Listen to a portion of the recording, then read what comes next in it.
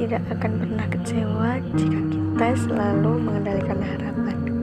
Mau secanggih apapun orang lain memupuk pesonanya, menimbun perhatiannya, kalau kita sempurna mengendalikan hati, no problem all out. Tidak ada kehilangan yang paling menyedihkan di dunia ini selain kehilangan kejujuran, harga diri, dan martabat.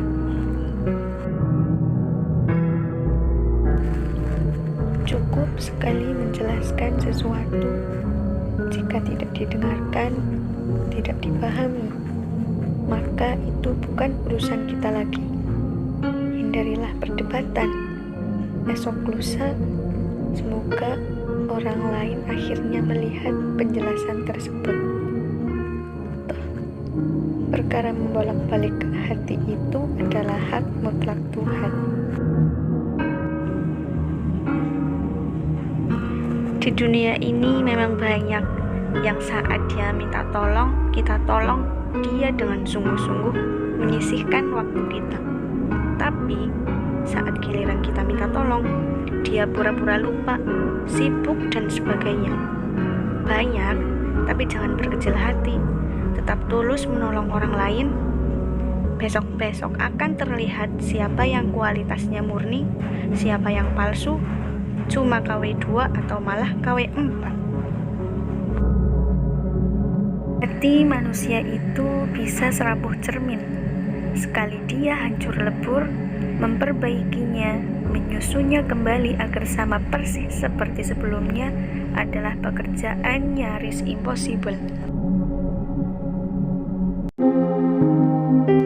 Orang yang menyayangi kita tidak akan pergi meski kita sudah menyuruh pergi. Berteriak, tinggalkan aku sendiri.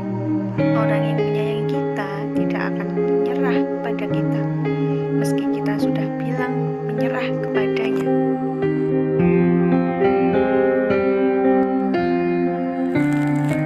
Jika kita ingin berubah, maka berubahlah karena diri sendiri. Jangan berubah karena orang lain. Besok lusa, orang-orang bisa berubah. Kita juga bisa kecewa pada orang lain.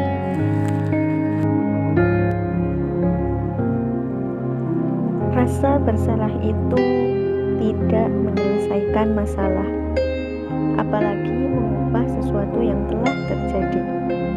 Penyesalan juga tidak mengubah nasib, apalagi mengubah masa lalu. Mau segunung rasa sesal kita, masa lalu akan tetap begitu. Tapi rasa bersalah dan penyesalan bisa mengubah masa depan.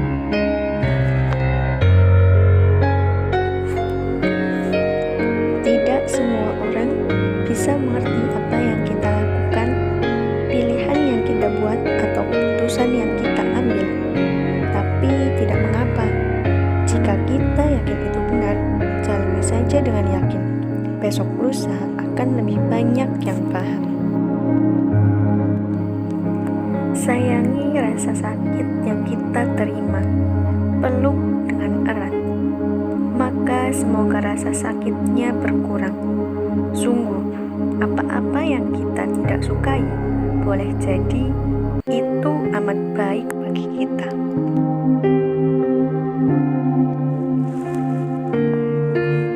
Kalau ada yang menjelek-jelekan kita, menuduh semaunya secara terbuka, maka tidak perlu dibalas balik. Kasih saja amnesti. Memang sakit rasanya dijelek-jelekan, bikin marah, ingin balas, tapi itu tidak banyak manfaatnya, malah kontraproduktif. Jauhi saja pelakunya, biar tidak tertular mulut ember. Besok-besok akan terbuka sendiri siapa yang jelek, siapa yang tidak. Tidak semua ucapan orang lain itu harus didengarkan, terlebih jika itu hanya prasangka, kesimpulan, apalagi penilaian sepihak dari orang yang kenal juga tidak dengan kita, apalagi memahami kita. Lebih baik fokus terus memperbaiki diri Jika mengganggu kita, ambil jalan aman dengan menjaga jarak. Atau bila perlu, bangun benteng kokoh dari orang-orang ini. Dunia ini akan benar-benar gelap gulita jika semua ucapan orang dimasukkan ke dalam hati.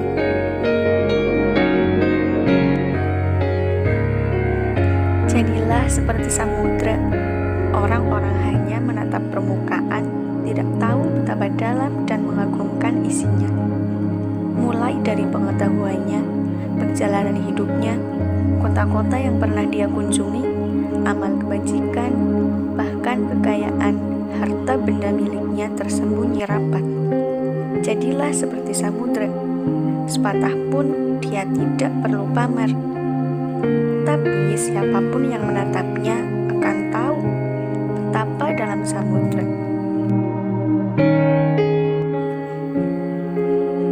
Teman baik selalu membicarakan hal yang baik-baik tentang kita di belakang. Teman sejati lebih-lebih lagi dari itu. Dia bahkan selalu berusaha meluruskan jika ada orang yang menilai keliru tentang kita.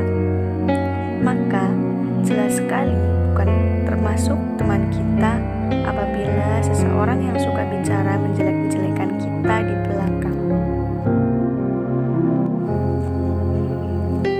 Jangan habiskan air mata untuk seseorang yang bahkan tidak tahu kita menangis untuknya. Jangan habiskan waktu memikirkan orang lain yang bahkan satu detik pun tidak balas memikirkan kita. Sakit hati itu temporer, tapi pemahaman, pelajaran yang diperoleh bisa abadi. Rasa bahagia, senang itu pun temporer, tapi rasa syukur atas semua hal itu bisa abadi.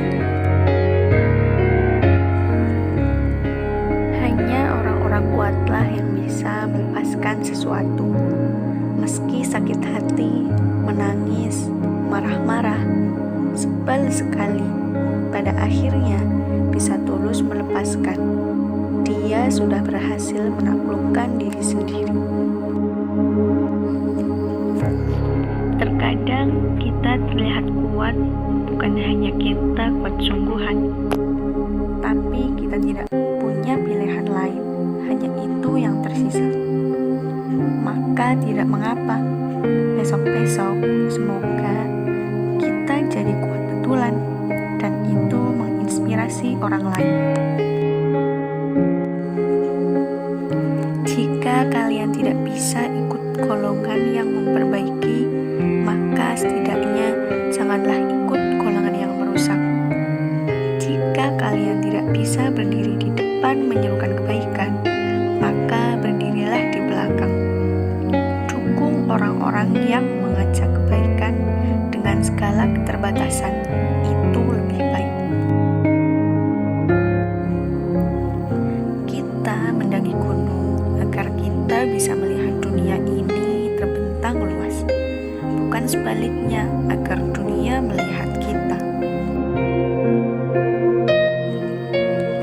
Tidak masalah dianggap bukan siapa-siapa, dan tidak perlu mati-matian membuktikan kita ini layak.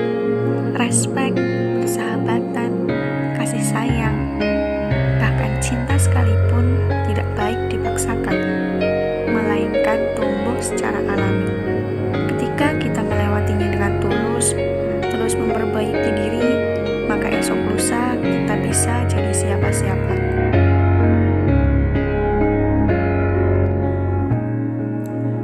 Jika kita berdoa, lantas situasi tetap begitu-begitu saja, tidak ada yang berubah, bukan berarti doa kita tidak makbul. Boleh jadi Tuhan sedang menguji agar hati kitalah yang berubah terlebih dahulu. Lebih baik diam dan orang-orang menyangka kita bodoh, tidak tahu apa-apa. Tidak akan ada ruginya daripada kita sibuk bicara ini, bicara itu, ternyata kosong saja. nasihat lama ini akan selalu relevan hingga kapanpun. Segala sesuatu yang baik selalu datang di saat terbaiknya. Persis waktunya tidak datang lebih cepat maupun lebih lambat, seperti jodoh, pekerjaan, rezeki, pertolongan, dan sebagainya. Itulah kenapa rasa sabar itu harus disertai keyakinan.